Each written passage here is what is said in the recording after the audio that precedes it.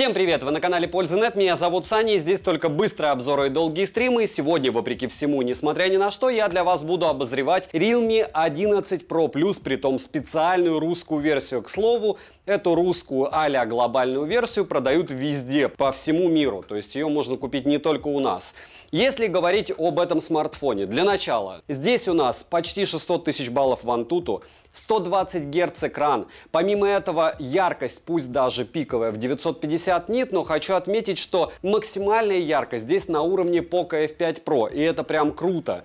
То есть он ведет себя как игровой смарт по яркости в максималке. Если говорить про камеру, 200 мегапикселей для фото — это что-то. Понятно, что это цифры, но даже учитывая цифры, вы можете посмотреть примеры фото в интернете. И у меня в телеграм-канале моем личном я скидывал много раз и на китайскую версию у этого аппарата. Фото получаются приличные. Из них можно сделать много чего, и были бы прямые руки. Если говорить о смартфоне в целом, 100 Вт зарядки, 30 минут он заряжается до сотки. Если говорить о дизайне, для кого-то может быть слово Gucci, а их дизайнер, бывший, как раз и разрабатывал дизайн вот этого смартфона, будет важным. Если говорить о игровых возможностях, играть можно во все, но мои тесты, скажем так, мягко скажем, он не особо прошел. На Твиче есть записи, в ролике я расскажу вам про его недостатки. Если говорить о расцветке, вот это у меня Realme 10 Pro, тоже глобальной версии, а также как большинство покупал на Алиэкспрессе.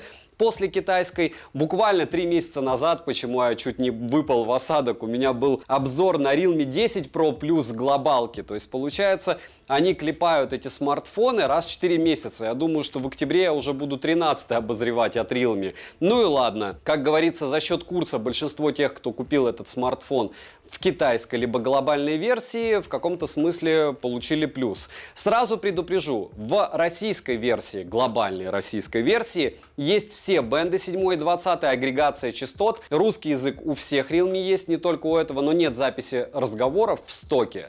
То есть без уведомления собеседника вы не сможете записывать, в отличие от китайской версии. И второй момент, если вы решите приобрести китайскую версию, перепрошитую на Global, советую это делать только на проверенных площадках. То есть, допустим, на Али, если люди покупали, как и я, китайские версии, у них ничего не блокировалось, смартфоны были разблокированы продавцом. На Озоне у меня есть история моего подписчика, как разблокировали ему смарт только сейчас. И только 2 дня он работает, посмотрим, что будет через неделю. Проще говоря, человек мучился 2 месяца после того, как получил китайскую версию. Это не смешно. Так что, если есть вариант, то лучше покупать глобалку. В первую очередь бенда, во вторую очередь никаких заморочек с разблокировками. Тем более, самое интересное, я глобальную версию в итоге покупал дешевле, чем китайскую версию в начале продаж. Но это тоже лирика. По поводу дизайна. Если говорить о черной и вот такой вот бежевой а-ля версии, черная — это как пластик, выглядит без чехла максимально убого. В целом, смарт неплохой,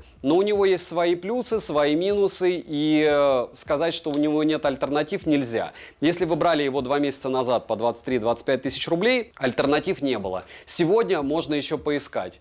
Смотрим. Распаковка. Китайскую версию смартфона я уже обозревал, а сегодня, как я уже говорил, пойдет речь о глобальной версии смарта под названием Realme 11 Pro Plus. Да и не просто глобальной, а специальной российской версии. Упаковка такая же. В комплекте мы имеем силиконовый чехол, документацию, смартфон, наклеенную защитную пленку, ключ для извлечения слота под 2 нано-сим-карты, карту памяти установить нет возможности. Блок питания на 100 Вт и кабель для зарядки с USB-A на Type-C. Весит 11 Pro Plus 190 граммов, а размеры его 162 на 74 на 9 мм. Розыгрыши море, читаем описание, какие сейчас актуальны. Постоянно это, разумеется, 5 Mi Band в 7 серии, разыгрывается за лайк, подписку и комментарий к любому видео. Помимо этого разыгрывается еще смартфон Honor Magic 5 Ultimate, условия в описании. Не забудьте подписаться на телеграм-канал скидок, взаимопомощи и мой личный телеграм-канал. Перейдем же к смартфону. Полетели. Трехполосный шов на тыльной части, напоминаю, есть только у смартфонов в бежевой и зеленой расцветке. В черной расцветке смартфон выглядит более стандартно и минималистично, хотя блямба никуда не исчезает. У меня на руках 11 Pro Plus в бежевом цвете. Внешний смарт, как я уже говорил, лично мне кажется интересным. Тыльная часть выполнена из искусственной кожи, а рамка пластиковая. Да, к сожалению, не алюминиевая, и хотел бы отметить, что тыльная часть, если смартфон носить без чехла, быстро потеряет свой презентабельный вид. На корпусе расположена кнопка питания, качели регулировки громкости, все на одной стороне, многие это любят. Разъем USB Type-C OTG версии 2.0, к сожалению, но неудивительно, предусмотрительно за эту стоимость, 2 микрофона с шумоподавлением, стереодинамики с поддержкой Dolby Atmos и предустановками звучания, за что спасибо, но кастомного эквалайзера нет. Список поддерживаемых аудиокодеков вы видите на экране, вибромотор с поддержкой технологии O-Haptics, тактильно он неплохой, выше среднего, ко всему можно настроить интенсивность сенсорного отклика, но не флагманский, хотя все равно приятный. Минус за то, что нет мини-джека, АЭК-порта, официально защита стандарта от пыли, брызг, воды нет тоже. Летим дальше. Смартфон оснащен изогнутым AMOLED-дисплеем из прошлой версии на 6,7 дюйма с разрешением 2412 на 1080 пикселей, Full HD+, и закаленным стеклом с двойным усилением. Соотношение экрана к корпусу 93,65%, контрастность 5 миллионов к 1, цветовой охват 100% DCI-P3 с поддержкой 1,7 миллиарда цветов и HDR10+. Смартфон имеет 20 тысяч уровней затемнения для более плавной регулировки яркости. Автояркость работает корректно. Пиковая яркость только 950 нит, и это не космос, я вам скажу. При прямом попадании света на экран яркости экрану в целом хватает, но запаса яркости вовсе нет. С другой стороны, максимальная яркость здесь хорошая, если не брать пиковую. Плотность пикселей, как у средняков, 394 ppi, частота обновления экрана максимум 120 Гц, ко всему есть еще и авторежим. Тач на 360 Гц, а мгновенная частота дискретизации до 1260 Гц. Мультитач есть, и экран на 10 пальцев откликается быстро, полноценный AOT на борту. Что касается шима, то его показатели слегка лучше средних, так как шим не поднимается выше 20%. Высокочастотное шим затемнение до 2160 Гц. Разблокировать экран можно при помощи сканера отпечатков пальцев, внедренного под экран с измерением пульса, распознаванием лиц и стандартными способами разблокировки. Распознавание лица срабатывает корректно, и внести биометрические данные можно только одного лица. Сканер отпечатков пальцев работает довольно быстро, но промахи, разумеется, изредка проскакивают. Зарегистрировать один и тот же отпечаток пальца несколько раз нельзя, при этом можно завести 5 других отпечатков пальцев. Спасибо Realme за это. Летим дальше. Процессор установлен Dimensity MediaTek 7050. От прошлого поколения он мало чем отличается, с техпроцессом 6 нанометров с 8 ядрами. Практически то же самое. Максимальная частота которого 2,6 ГГц, графический процессор Mali G68MC4, интерфейс Realme UI версии 4.0 на базе Android 13 версии. Операционная система работает хорошо, за время использования сильных лагов или тормозов я не встречал. Оперативная память здесь LPDDR4X и доступна на выбор 8 или 12 гигабайт. Внутренняя память версии UFS 3.1 на выбор 256 или 512 гигабайт. Имеется поддержка Wi-Fi 6, VO LTE, VO Wi-Fi, поддержка 5G сетей и технологии Dual 5G. Для 4G сетей есть 7 бенд и 20 тоже, в отличие от китайской версии, там его не было. Но при этом в глобалке нет записи разговора без уведомления собеседника о начале записи. Датчик приближения отрабатывает без нареканий, Bluetooth версии 5.2, хотя где-то указан 5.3. NFC модуль в наличии, оплачивать МИРПМ можно. GPS-тест показывает стандартную точность в 1 метр, но работает GPS-навигация хуже, чем у смартов на Snap, у которых точность до 3 метров. Емкость аккумулятора 5000 мАч, в Work Performance он выдает 14387 тысяч баллов в Antutu, поддерживает он быструю зарядку на 100 Вт, за 30 минут от 0 до сотки он заряжается. Беспроводной зарядки, разумеется, нет. PUBG стримингом на Твиче в линию за час в среднем уходит 22% и 18% в бродилке. Притом 1080p смартфон отказывается стримить, и это довольно странно, максимум можно стримить в 720p. Плюс он греется довольно сильно и сбрасывает яркость примерно на 18%. Не поддерживает MMHL подключение, это значит, что вы с картой захвата стримить с него не сможете. 90 FPS он не держит, посмотрите, на лайв-канале есть запись попытки его погонять. В принципе, как и китайской версии. Перейдем же к тестам. Тротлинг-тест прошел смартфон нерадужно, также первые 30 минут ему удались с трудом, 179 гипсов минимально, максимально 250 гипсов и в среднем 204 гипса при 100 потоках на 60 минутах. В Geekbench 6 в сингл-коре 922, в мультикоре 2170, 3D Mark показал Wildlife 2310, Wildlife Extreme 633, Wildlife Stress Test 2312, Wildlife Extreme Stress Test 637, Slingshot Extreme 4084, Slingshot 4997. В Antutu устройство выдало 572 тысячи попугаев, потратив 5% заряда. Storage тест показал довольно неплохие для этого типа памяти 57 тысяч, а 45-минутный стресс-тест он прошел просто ужасно. Теперь по камерам. Блок камер с тыльной части состоит из 3 сенсоров и LED-вспышки. Основной модуль на 200 мегапикселей Samsung ISOCELL HP3 Super Zoom со светосилой апертура 1.69. Угол обзора 85 градусов и поддержка оптической стабилизации. Сверхширик на 8 мегапикселей с углом обзора в 112 градусов и макро на 2 мегапикселя с фокусным расстоянием в 4,5 сантиметра. Запись видео доступна с основного модуля в максимальном разрешении 4К 30 FPS, вряд ли будет 60 FPS, точнее не будет, проц не поддерживает. Фронтальный сенсор на Sony на 32 мегапикселя с углом обзора в 90 градусов находится в верхней части экрана по центру в довольно небольшом вырезе, в отличие от Zenfone 10, который я недавно обозревал. Максимальное разрешение для съемки видео у него 1080p 30 FPS. Изменений по большей части, что фото, что видеосъемки, в отличие от китайской версии, я не обнаружил. Для интереса я сравнил смартфон со смартом от Apple. Фронталка, как у большинства смартов от BBK, автофокус отрабатывает не лучшим образом, но со светом основной сенсор справлялся неплохо. Короткие примеры вы сейчас увидите. Напоминаю, что китайскую версию я с iPhone 11 сравнивал. Разница в съемке огня. У Яблока автоматом включается подсветка, у Realme нет. И вот так примерно вы сможете снимать живность, огонь, живность, огонь. Напоминаю, что у Яблока 4К 60 FPS, у Realme 11 Pro Plus 4К 30 FPS максимум. Вот такая всякая живность здесь. Печальничек. Ну что, максимальное качество для фронталки у Яблока только HD, это очень удивительно, но вот такая будет разница, вы ощущаете? Позади меня экран. Realme сливает на полной программе, даже так. Можно, правда, X1 ставить, но то же самое. 4К 30 FPS на Realme, 4К 60 FPS на Яблоке, и почему-то на Яблоке у меня включался сейчас вспышка включалась 2 часа ночи, извините. Вот так примерно вы сможете себя снимать на эти два устройства, и Яблоко желтит, как-то люто. Сейчас здесь, конечно, желтый свет. Меня больше импонирует Realme с его 4К 30 FPS. Что, на Яблоке максимум HD, Яблоко против Realme, фронталка. И вот так вы сможете снимать себя ночью. Подло и эффективно. Или не очень эффективно. Роллинг шаттера нету. Еще основной модуль 4К 60 FPS на основном модуле у Яблока, 4К 30 FPS на основном модуле у Realme 11 Pro Plus, который я 1000 раз называл Realme 10 Pro Plus, потому что разница между ними 3 месяца. Это какая-то лютая дичь, конечно, но вот так отрабатывает стабилизация по кропу. Ну, мне кажется, что у Яблока небольшой, но опять же мне так кажется, потому что экран меньше, не факт, что кроп есть. Если мы сейчас остановимся и от угла будем снимать, то даже не знаю, где кроп больше. Наверное, все-таки у Яблока есть кроп. Чуть-чуть. Вот смотрите, как справляются эти устройства. Хопа! С зеленью и автофокусом. И еще раз. Хопа! Да. Ну вы все поняли?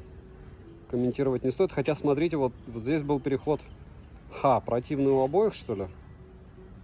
Фокус поймали. Перевели. Нет, более противный у Яблока. И как так? Как это? Фуникулер не работает. Я тогда не пойду. И вот так вы сможете снимать. Фронталочка HD для Яблока. И фронталка 1080p для Realme. Так вы себя сможете не комплементарно снизу снимать. Сверху не будем, у меня не fashion блок. Микрофоны у Realme, кстати, отрабатывают хорошо, а тест СЧ я считаю, что он провалил. Ну, за ролик вы это несколько раз услышите. Вот такая вот русская версия. Хотя прошлую глобалку я сравнивал, я помню, с iPhone 11. Это, наверное, было сложнее для Realme победить его. Хотя он и не победил. Так, по прожитым большинства понятно, что Яблоко может 4К снимать. Ну вот сейчас у нас 1080p 60 FPS. Даже когда я, кстати, снимаю в 4К, мы помним, что вы видите все это в 1080p. Потому что все еле помещается в ваш экран. Вертикально же снимаем. И потом вставляем меньшее количество точек. И вот так вы сможете снимать в 1080p. Да, Realme сливает по полной программе. Притом объективно очень сильно. Но Опять же, шумы и на яблоке присутствуют. Но по светлым участкам, обратите внимание, 1080p. Вот там, видите, позади байка. Все мракобесно у Realme. Вот он, алгоритм работы. Хотя железо, по идее, должно позволять. Ну, немного съемки в помещении. Вот рассматривайте. Да-да-да, эта сумка стоит уже 4 миллиона. Hermes, левая наверху. И нет, она не моя. Вот так сможете снимать в помещении с этих двух смартов. И я в помещении. Вот так. Как говорится, смеркалось 4К 30 FPS против 4К 60 FPS. И вот так вы сможете снимать различные виды с зеленью без избыточного солнца.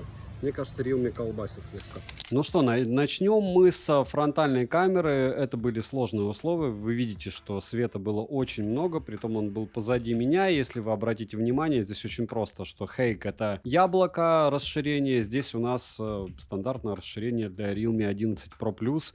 Апертура 2.5 и ISO 483. Сравнивать смысла нет. Почему? Потому что фронталка у Realme отработала ужасно. Если здесь у нас хоть что-то как-то можно оценить, здесь у нас полный пересвет. Хотя мне эта фотка и больше нравится, но только потому, что я здесь лучше выгляжу, а не потому, что фотография лучше. Здесь фотография однозначно у фронталки на голову выше. Так, здесь чуть-чуть другая история. У нас слева уже яблоко, справа у нас Realme. И я бы сказал, что Realme здесь справилась довольно неплохо. Если вы обратите внимание, как с источником света Realme справилась, оно и справилось лучше. Если брать траву, то мне кажется, что слегка, вот по мне, яблоко выкрутило цвета.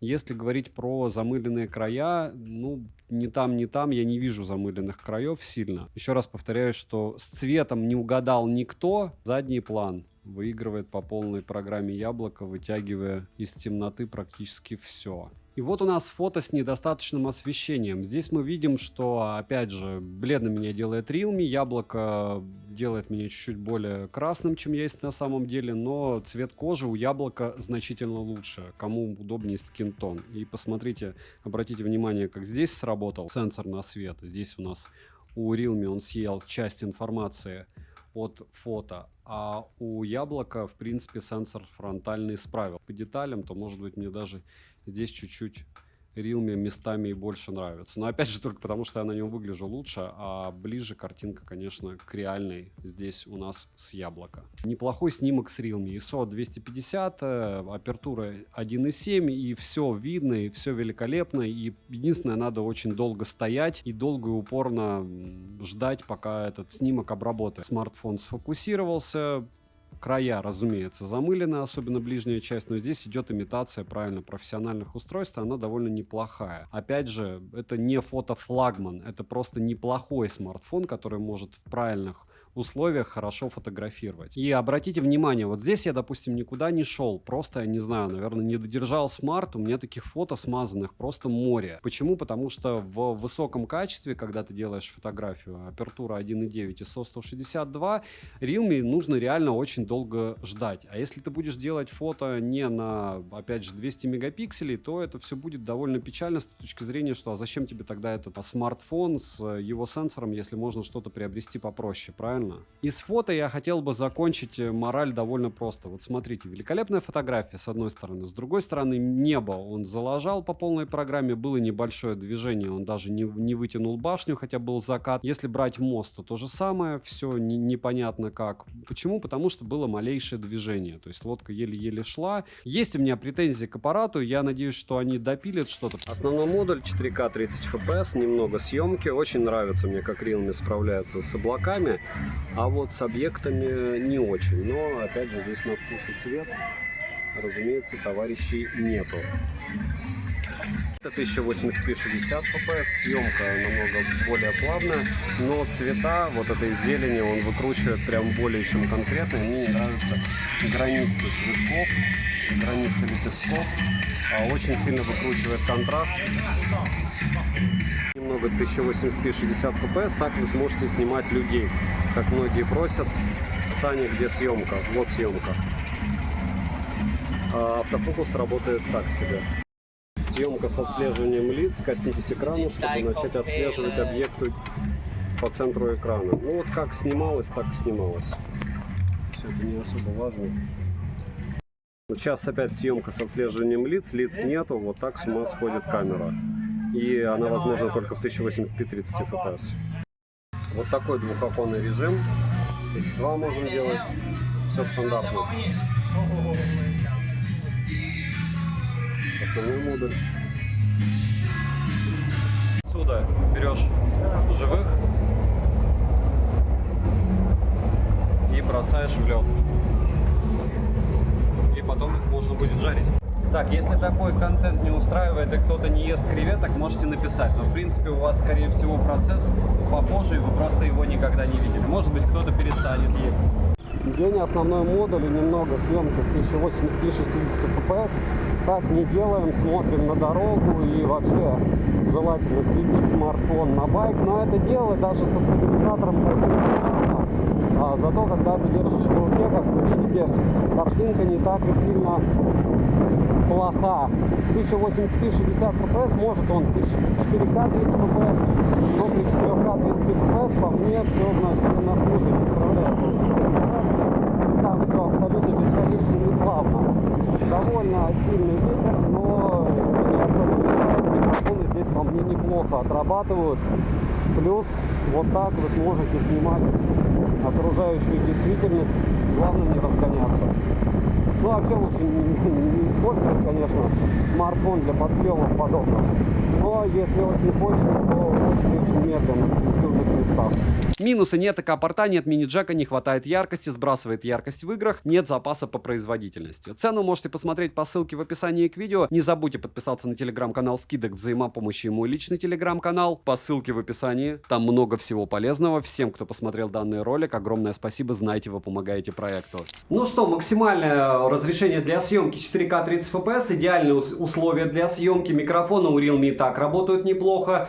Ну, оценивать, как всегда, вам. Что я хочу сказать. Если вы досмотрели до этого момента, резюмирую, я могу вам сказать несколько вещей. Первое. Не смотрите и не слушайте никого в плане ценников, в том числе меня. Я, допустим, сейчас вам могу сказать, что на момент издания ролика этот смарт реально купить на Авито новый за 29 тысяч рублей. Но такая же история у меня была с Realme C50, по-моему, 5. Когда я сказал, можно купить за 10, на Авито было лотов 60, их смели буквально за первый час просмотра ролика. Поэтому, если вы успеете, за 29 можно бежать и покупать. Я покупал его, по-моему, за 25 400.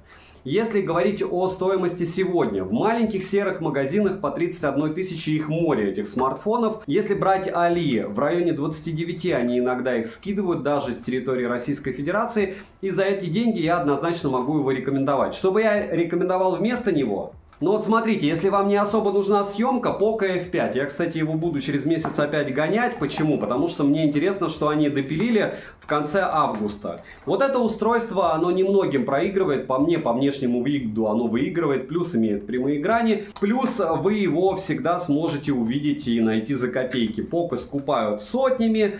Потом они валяются на наших прилавках в серых магазинах, потом на Авито пытаются их продать много людей. В целом этот смарт можно купить еще выгоднее, чем Realme 11 Pro Plus. За дизайн мне отдельно хочется сказать спасибо. Почему? Потому что они постарались сделать не как у всех. За экран и за то, что они мало чего изменили, спасибо не хочу сказать. Хочу сказать, что Realme делают деньги. Если бы не наш курс, за те деньги, что я брал, допустим, китайскую версию, это было 22 700. Это мечта. Сегодня с курсом произошла беда за эти 4 месяца, и когда ты слышишь уже ценник 29-30, ты думаешь, что, как это могло произойти. Я не буду вам советовать Samsung A54, который у меня будет на обзоре, потому что это лагучее нечто. Я уже протестировал Samsung A73, мне вот так вот с головой хватило, и кроме флагманов у Samsung есть только флагманы. А все остальное, это чтобы люди, главное, с оболочки не переходили. Вы же много новостей смотрите по поводу того, что в той же Южной Корее благополучно люди потихоньку переходят на яблоки. Почему? Все очень просто. Потому что Exynos, потому что ценник конский у Samsung. Если говорить о пикселях, допустим, тот же 7А. Почему не Pixel 7a и не тот же, опять же, Samsung A54, они дороже, притом дороже на 15-20%. А когда ты говоришь 28-29 тысяч, реально найти его, пройдет ролик, роликов их миллиард на эти смартфоны, кто-то там закупился еще давно, постепенно они начнут их продавать, там месяц, может, максимум. В течение этого месяца каждый, кто захочет, сможет в эти деньги купить или на Али. Либо второй вариант 7a, если про Pixel. Он классный, но сказать, что его тоже бежать и спотыкаться, у него тоже минусов море. За эти деньги смарт, за которые я брал, просто волшебный. За те деньги, что его сейчас продают, я, скорее всего, как большинство, бы добавил и купил бы что-то другое, либо купил бы Poco F5 или Poco F5 Pro. Я не уверен насчет Poco F5 Pro. Так что от меня девайсу, как девайсу, однозначное да. Я не понимаю, зачем они столько моделей клепают. Я им, конечно, безумно благодарен как блогер. То есть я покупаю китайскую версию, вам рассказываю, продаю. Я покупаю глобальную версию, вам рассказываю, продаю. У меня получается контента больше. Всем огромное спасибо за просмотр. Вот такая аналитика в конце. Надеюсь, что вам понравилось. Добра и удачи вам, дорогие друзья.